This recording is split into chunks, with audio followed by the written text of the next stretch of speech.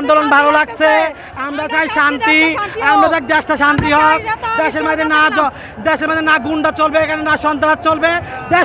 আমরা চাই সবকিছু ঠিক থাকুক।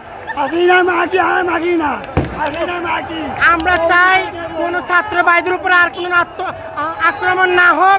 আমরা চাই ছাত্র ভাইয়েরা খুব ভালোভাবে থাকুক। কালকে এই টাইমে হাজার হাজার লাশ পড়েছিল, আজকে সেই ছাত্র ভাইরা এসেছে। আপনারা কোথায়? জনগণ আমাদের পাশে থাকুক, আমরা জনগণের পাশে থাকবো।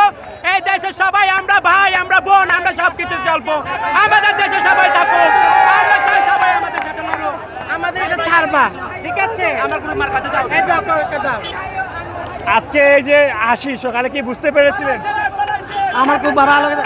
আমরা না আওয়ামী লীগ চাই, না বিএনপি চাই, আমরা দেশ শান্তি চাই।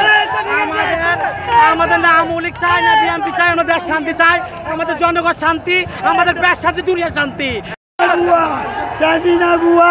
আমাদের ভাত দিবে, ঘর দিবে, বিদায় নেই। আমাদের কি করলে বলাই, আমাদের কি করলে বলাই। খুবই আনন্দ লাগছে। ঘোষণী বেগম আমাদের দেশ থেকে বিদায় নিয়েছে, এটাই সবচেয়ে বড় আনন্দিত আমাদের জন্য, ইনশাআল্লাহ। আজকে দীর্ঘদিন এতদিন আমার ছাত্র ভাইয়ের আন্দোলনের কারণে আমরা একটা নতুন স্বাধীনতা পেলাম। বা 52-র স্বাধীনতার কথা শুনেছি, 71-এর স্বাধীনতার কথা শুনেছি।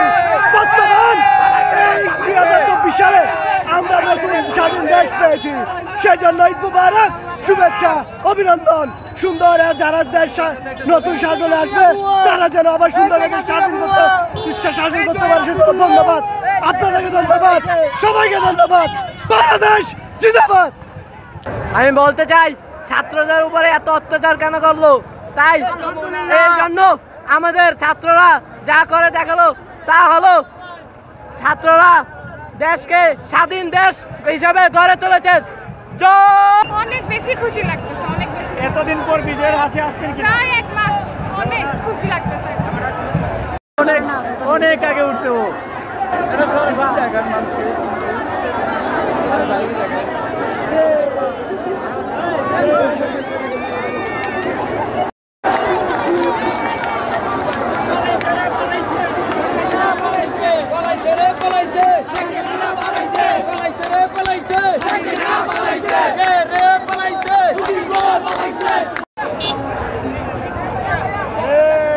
এদিকে তাকাও, এদিকে বাবু।